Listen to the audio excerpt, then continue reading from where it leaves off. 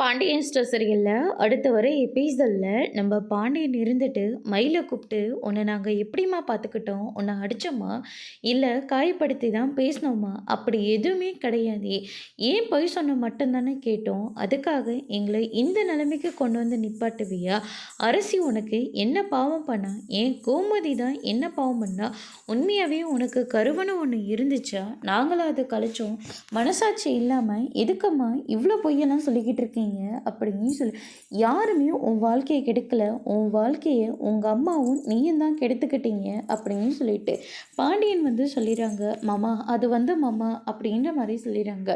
இல்லைப்பா, உன்னை பார்க்கவோ உன் கூட பேசவோ இங்கே யாருக்குமே விருப்பமே கிடையாது, தேவையில்லாமல் நீங்கள் பேசிகிட்டு இருக்கிறது எல்லாமே வேஸ்ட்டு மட்டும்தான், இப்போ கூட நான் இதில் ஒன்றுமே இல்லைன்னு சொல்லி நாங்கள் வெளியில் வந்துடலாம், ஆனால் உண்மையை சொல்லு, உன் நகையை நாங்கள் விற்று அழிச்சோமா, நாங்களா கவரிங் நகையை மாற்றணும் அப்படின்னு சொல்லிட்டு பாண்டியன் வந்து சொல்லிடுறாங்க. இல்லை மாமா அப்படிலாம் ஒன்றுமே கிடையாது, எங்கள் அம்மா எனக்கு போட்டது எல்லாமே கவரிங் நகை மட்டும்தான் அப்படின்ற மாதிரி சொல்லிடுறாங்க.